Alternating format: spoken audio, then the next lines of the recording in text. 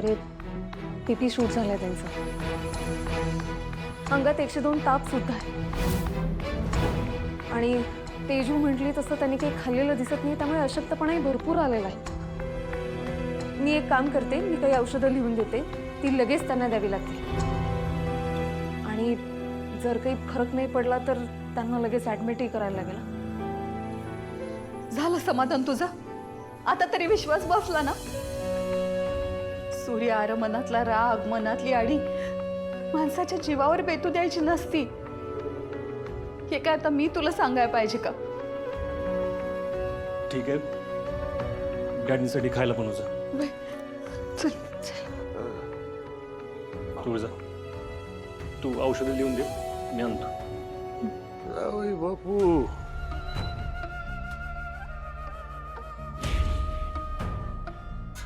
Daddy तुम्ही नका काळजी करू, हाय मी इथं.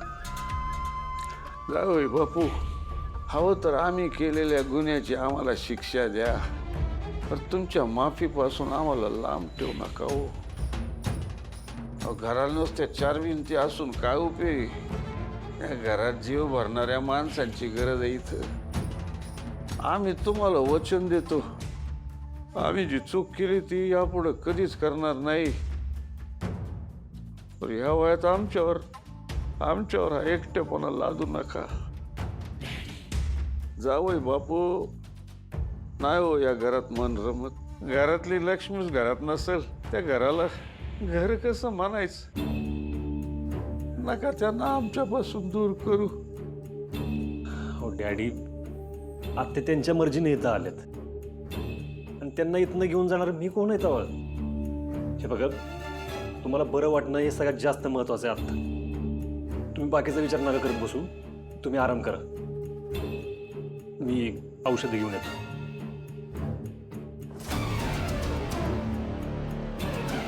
आराम करत.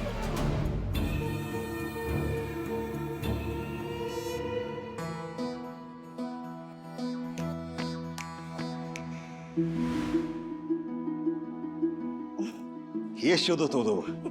माहिती आहे मला, फोनवर तुमचं बोलणं ऐकलं होतं मी. आज काय इलेक्ट्रिशियनचं काम का?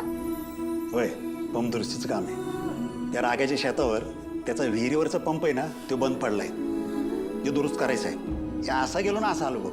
नाना, राग्या म्हणजे तो मानांचा राग्या ना? अहो, तो लाईटीच्या डांबावर आकडं टाकून लाईट चोरतो असं म्हणतात. अख्ख्या गावात कोणी बी त्याची मदत करायला जात नाही आणि त्याच्या एका कॉलवर तुम्ही लगेच चाललाय होय? अहो, त्याच्याकडनं मिळालेले पैसे लाभतील तरी का आपल्याला? नाना, लाईटची चोरी म्हणजे गुन्हा आहे, माहिती आहे ना तुम्हाला? नाना, धनू, तू म्हणतीस ते सगळं खरंय, पण त्या राग्याला वाळीत टाकून काय मिळवलं लोकांनी? त्याच्यापेक्षा ना त्याला 4 शहाणपणाच्या गोष्टी सांगितल्या पाहिजे कोणीतरी. आणि तुला काय वाटतं, मी अशा कामाचे पैसे गेलोय? पहिलं गेलो ना, त्याचा कान धरल आणि त्याला चांगला झापल. त्याला म्हणाले आकडा टाकायचे धंदे बंद कर आणि या अटीवरच मी त्याचं काम करेल आणि मगच पैसे घेईल मी. अगं फौजी आहे मी, देशासाठी घातक गोष्टी ना कळतात मला आणि एवढी पण लाज नाही सोडली मी. नाना सॉरी, खरंच. अहो, मला माहितीच नव्हतं तुम्ही जाऊन हे असलं काहीतरी करणार आहे. अगं हरकत नाही. अगं याच्यावरच कळते तुला खोट्या गोष्टीचा किती राग आहे म्हणून. सूर्याची बहीण शोभतेच बघ. बरं, मी आता पहिलं राग्याकडे जातो आणि त्याचं काम करून देतो. हा चालेल.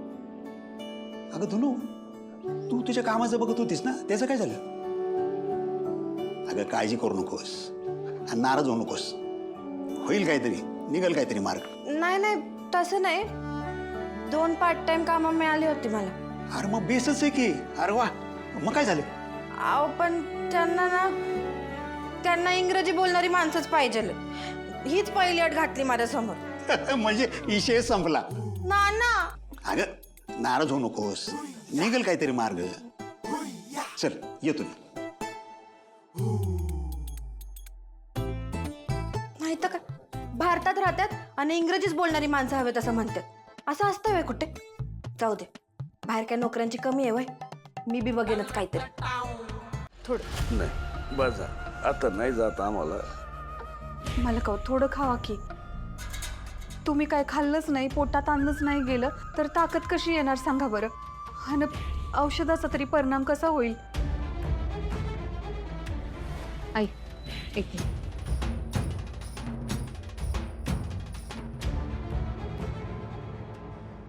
आई ताप उतरलाय आता. एकदा बीपी कंट्रोलमध्ये आलं ना की अशक्तपणा भरून काढायला गोळ्या देईन. हं. एवढ्या लवकर ताप गेला? डॉक्टर तर म्हणत होते ऍडमिट करावं लागेल. आत्याने येऊन तर चमत्कारच केला म्हणायचा. तेजू, अगं आजारी माणसाच्या अवतीभोवती त्याला धीर देणारी, त्याची काळजी घेणारी माणसं असली की नाही की निम्मा आजार तवाच पळून जातोय त्याचा, आणि मग उरलेला औषध गोळ्यांनी बरं होतंय. पण असं अचानक काय झालं होतं तुम्हाला डॅडी? काय झालं ते नीट नाही सांगता येणार. पण सुनबाई पडल्यापासून 2 दिवस आमचे त्यांच्याच काळजीत गेले. आता त्यांना काहीतरी करून खायला तर घालावं लागणार. गेलो स्वयंपाकघरात आणि तिथं आम्हाला स्वयंपाक करणं किती जबाबदारीचं काम आहे याची जाणीव झाली. आम्ही मारे बाहेर बसून दारात बसून लोकांना शहाणपणा शिकवत असतो. त्या दिवशी आपल्या घरातल्या स्वयंपाकघरानं 2 तासात आम्हाला सगळं शहाणपण शिकवून टाकलं. घर चालवणाऱ्या बायकांचं महत्व आम्हाला कळलं. आम्ही त्या दिवशी मोठ्या दिमागात तुम्हाला म्हणालो, यायचं तेव्हा या, नसल इच्छा तर नका येऊ. पण आज आम्ही आमचे शब्द मागे घेतो. हे घर तुमच्याशिवाय चालूच शकत नाही. तर आज आम्ही तुम्हाला विनंती करतो, इथून पुढे घर सोडून कधीच जाऊ नका. या घरात राहा, काय पाहिजे ते मागा, आम्ही तुम्हाला आणून देऊ. पण हे घर सोडून जाऊ नका. नाही बाई, कधीच नाही जाणार. आम्ही इथंच आहे तुमच्यासोबत. डॅडी ही गोळी घ्या. ताप उतरून अशक्तपणा गेला ना की तोंडाला चव येईल.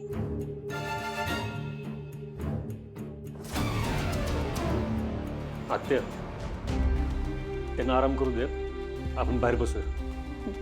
चल.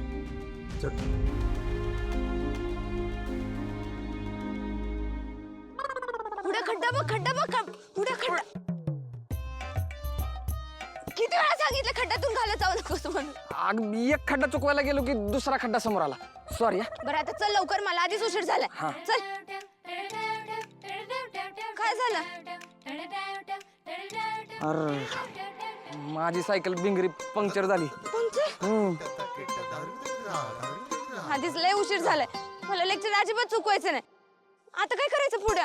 बिंगरे, तुला आधी आताच पंक्चर व्हायचं होतं का? हा, भिंगरी नाही, भंगार आहे, भंगार. सांगत होते भंगार सायकल आणू नको.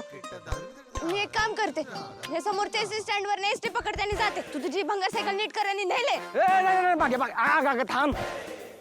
हे बघ, मी जर तुला एकटीला पाठवलं ना क्लासला तर दादा माझी कातडी सोलेल ग. 2 मिनिटं थांबा. पुढे अरे तुला काय कळतं का नाही? माझा क्लास चुकल ना. अगं होय, 2 मिनिटं थांब की. राहावर लवकर. झालं. आलो बिंगरे, चल. आणि सायकल कुणी पळवली तर? अख्खं गाव माझ्या ओळखीचं आहे. कोण हात लावणार आहे माझ्या बिंगरीला? तिचं मी बघतो. तू चल आता. मी काय शाळेत आहे का आता? मोठी झाली आहे ना मी. मी जाते. तू तुझी सायकल नीट करून ये. हे भाग्या, तू तुझ्या दादासाठी नेहमी लहानच असणार आहे, एवढं लक्षात ठेव. आणि एक, तू जर माझं नाही ऐकलं तर मी सरळ दादाकडे जाईन आणि त्याला सांगेन की पोरगी माझं न ऐकता एकटीच क्लासला गेली. मग तेव्हा तुला क्लासला जाऊनच देणार नाही. आता मला सांग, मी दादाकडे जाऊ का तुझ्यासोबत क्लासला येऊ? दादाकडे जातो. पुढे थांब. क्लासला चल. क्लासला चल. थांब. ऊन लागायला नको ना तिला. चल. आम्ही निघतो आता. काय लागलं तर सांग. सूर्या, मगाशी जे काय बोलले ते काय फार मनाला लावून घेऊ नको. हा, खरं तर आजचा दिस तुझ्यामुळे दिसतोय. मालकांमध्ये जो काही बदल झालाय तो कधी स्वप्नात बी होईल असं वाटलं नव्हतं. तो बदल तू घडवून आणलायस. आई, कधी कधी ना एक महत्वाचं पाऊल उचलणं सुद्धा गरजेचं असतं. आता तुमच्यासाठी सूर्याने ते केलंय. पण इथून पुढे तुम्हाला स्वतःसाठी उभं राहावं लागेल हा? नाही अगं, इथून पुढं तशी कधी वेळ येईल असं बी नाही वाटत. येणारी वटपौर्णिमा लई खास असणार आहे. आयुष्यात पहिल्यांदा मनापासनं आणि आनंदानं वडाची पूजा करणार आहे मी. मला फक्त तुमच्या चेहऱ्यावरचा ह्योच आनंद बघायचा होता आणि तो कायम राहावा एवढीच इच्छा आहे. तरी मी परत एकदा सांगतो, तुम्ही तिघी बी तुमच्या इच्छेने इथं आलाय. तुम्हाला जर इथं राहू वाटलं नाही, कोणी त्रास देतं असं वाटलं तर तुमच्या घरचं दरवाजा तुमच्यासाठी कायम उघडा असतील. कधी बी यायचं. सूर्या तुमच्या पाठीशी कायम उभा अस. वय रे बाळा, तुझा आधार आहेच. पण तुला खरं सांगू का, मला नाही वाटत आता परत एकदा आम्हाला घरातनं बाहेर पडायची येळ येईल म्हणून. आता समजा चांगलं झालंय बघ. हो दादा, आता आम्ही आनंदी राहू. ठीक आहे, येतो आता आम्ही. तू येणार आहेस का डॅडींपाशी थांबायचं तुला? अरे नाही, मी पण तुझी सोबत येते. तसंही डॅडींना आता बरं वाटतंय आणि रात्री पण एकदा चक्कर मारून जाईनच की मी. आपण निघूयात. मी फक्त एकदा डॅडींना सांगून येते. आलेच.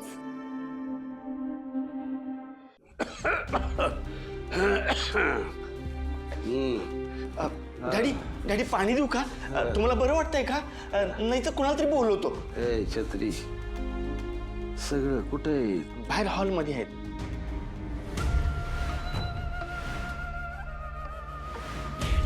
अगं अगं अगं अगं अगं अगं, अरे अरे अरे अरे, लय कटा आला पडून पडून. अंग नुसतं आंबून गेले. आम्हाला वाटलं होतं सोपं असेल, पण हे मारामारी करण्यापेक्षा अवघड आहे. हो, काय बोलताय डॅडी तुम्ही? तब्येत बरी नाही म्हटल्यावर आराम करायला पाहिजे की नाही? कोण तब्येत बरोबर? तुमची. ए छत्री, तुला माहिती आहे का, हे जालिंदर निंबाळकरला ताप बी विचारून येतो.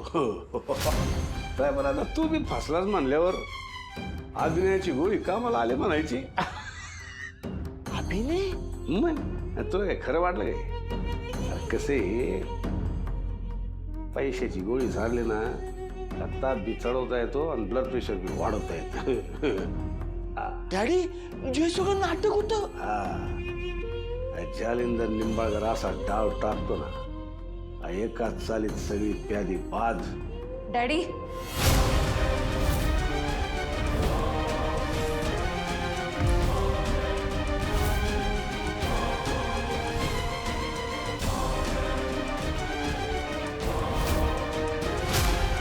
काय चाललंय हे सगळं?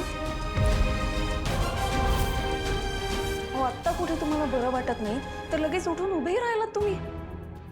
नाही, त्याचं काय, पडून पडून पाय घायला आले ना, म्हणून जरा उभे राहिल्यात. मी आहे की. हा डॅडी, तुम्ही बोलत बसा, मी आहे बाहेर.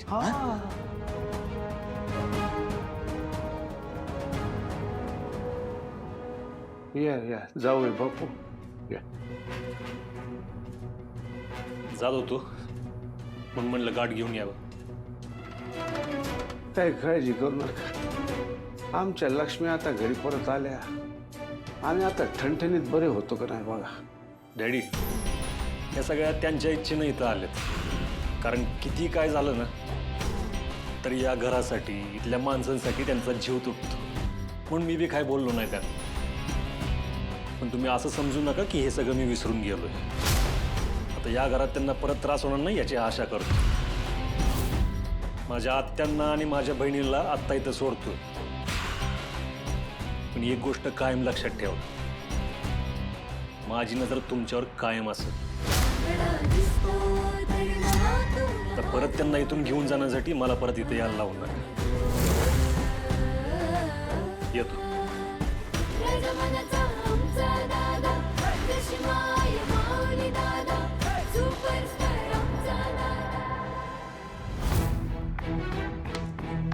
काय म्हणावं आता सूर्याला? एवढं सगळं होऊनही तुमची दया नाही हो आली त्याला. अहो, देव मानत होता तुम्हाला तो. पण आता फक्त एक सामान्य माणूस आहे तुम्ही त्याच्यासाठी. पण लवकरच तुम्हाला राक्षस म्हणाले कमी नाही करणारच.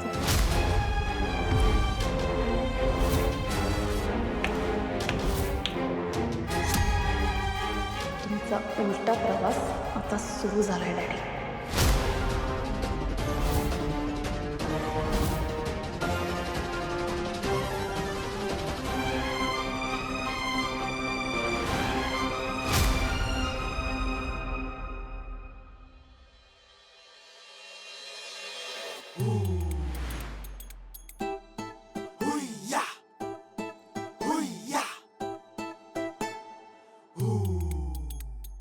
ननू काय चाललंय तुझं?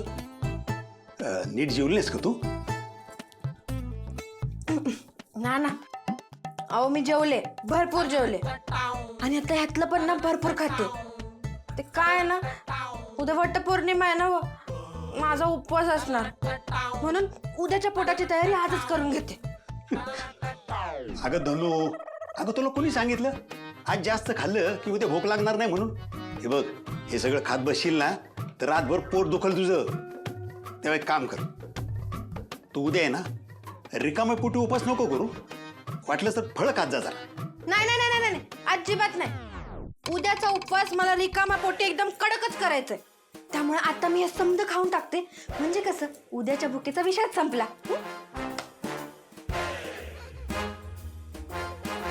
यांना काय झालं? जाऊ दे, आंबा खाते.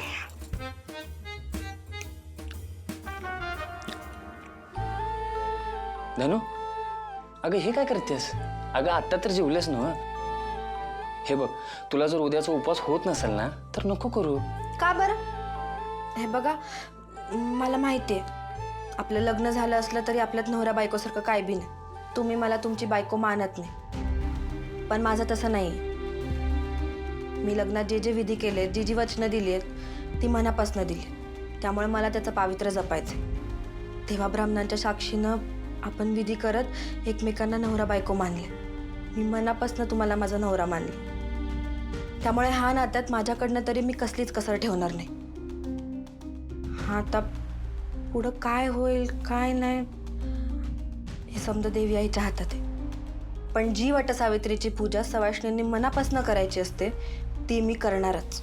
अगं पण एवढं सगळं करून आपल्या नात्यात काय बदल होणार आहे काय धनु? मला नाही माहित, पण असं म्हणतात की कधी कधी काही काही गोष्टी स्वतःच्या मनाच्या समाधानासाठी कराव्या. असं बी तुम्ही कशाला काळजी करताय? उद्या व्रत मला करायचंय, तुम्हाला नाही. त्यामुळे मी बघून घेईन माझं काय ते. पण हा उपवास म्हणजे आपल्या नात्यासाठी तुमच्यावर कोणती बी बळजबरी नाही आहे. फक्त आपल्या नात्याचा मान राखणे आणि तो मी कायम राखण्याचा प्रयत्न करेन.